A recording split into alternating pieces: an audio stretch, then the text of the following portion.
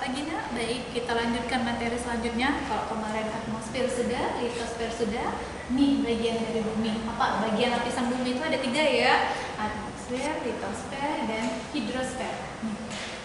Ya, kalau lihat di gambarnya, ya air. Tapi hidrosfer itu adalah apa? Ya, hidrosfer adalah lapisan air atau semua bentuk air yang ada di bumi. Itu yang namanya dari hidrosfer. Jadi, di permukaan bumi itu kurang lebih 70%-nya itu terdiri dari yang namanya air. Ya.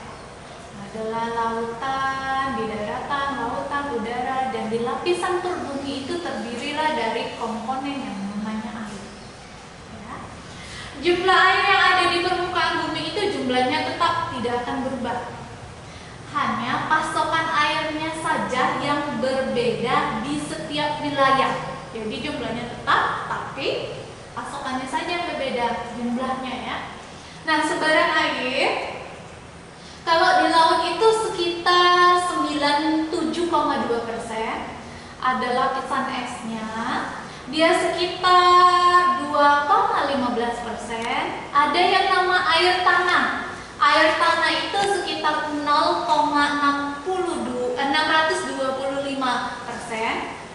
Ada air tawar sekitar 0,017%. Ya.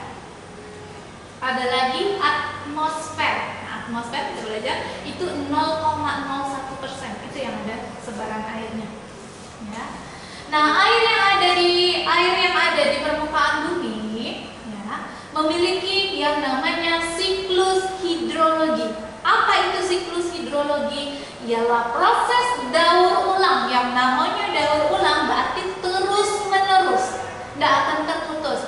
Jadi air itu bersiklus terus menerus, tidak akan pernah putus. Itu yang dinamakan dengan siklus hidrologi. Ini siklus air. Ya, lihat. Jadi matahari, cadangan air laut, dia melakukan penguapan, terus penguburan, terus dia cadangan air di atmosfer, cadangan air lagi di es dan salju, ya. Terus dia mengalir keluar ke air tanah, balik lagi. Yang dinamakan siklus air. Nah, siklus air itu ada siklus panjang, ada siklus pendek, dan ada siklus sedang. Ya. Ini siklus panjang. Apa perbedaannya? Dalam siklus panjang, ya, gambarnya. Siklus ini terjadi pada saat badan air atau air laut, air sungai, serta air danau mengalami yang namanya evaporasi. Kemudian dari evaporasi ini dia membentuk uap. Dari uap air tersebut kemudian terkumpul makin banyak di udara. Ya, uap air tadi berkumpul banyak di udara. Setelah itu uap air tersebut menjadi jenuh. Lalu terjadilah kondensasi. Itu menjadikan awan kristal es. Kemudian awan tadi terdorong ke pegunungan. Setelah itu awan turun di dalam bentuk hujan, es, salju ke lereng gunung. Ya.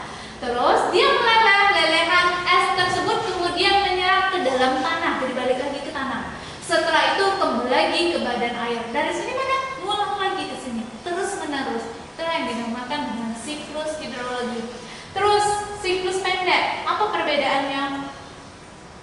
Nah, siklus pendek ini adalah siklus kondisi air laut yang terkena beberapa paparan sinar matahari, sehingga menguap menjadi gas serta kemudian mengalami yang namanya kondensasi pada daratan untuk membentuk awan di permukaan laut. Nah, ini prosesnya. Jadi air laut cukup mengalami yang namanya evaporasi, kemudian dia mengalami kondensasi. Sudah evaporasi, kondensasi, dia membentuk awan. Sudah membentuk awan, baru turunlah hujan di laut. Terus air ini dari turunnya hujan di laut menghasilkan air yang lalu jatuh ke tanah. Ya, balik lagi ke evaporasi lagi. Terus demikian. Terus siklus sedang. Ini gambarnya. Ya, siklus ini gimana? Jadi terjadi pada badan air yaitu di air laut, sungai serta danau tadi, dia tetap mengalami evaporasi dia uap air tadi berkumpul makin banyak, terus dia membuat semakin jenuh. Sudah makin jenuh, dia mengalami yang namanya kondensasi. Dari kondensasi ini barulah turun hujan. Dari turun hujan ini airnya jatuh ke daratan, yang kemudian bergerak lagi menuju badan ini, air laut, sungai, serta danau. Baru balik lagi ke siklusnya. Itu siklus sedangnya. Jadi dalam jenis hidrosfer itu dia mengenal yang namanya istilahnya evaporasi, terus transpirasi, precipitation, nih baik, ya.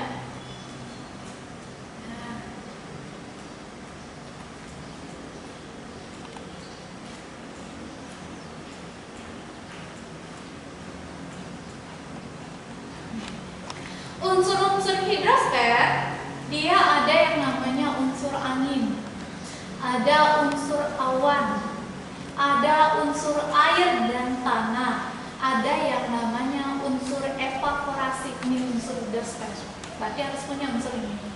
Unsur evapotranspirasi, ya, beberapa gabungan dari beberapa sumber penguapan air, ya, terus baru dia jatuh ke dalam udara.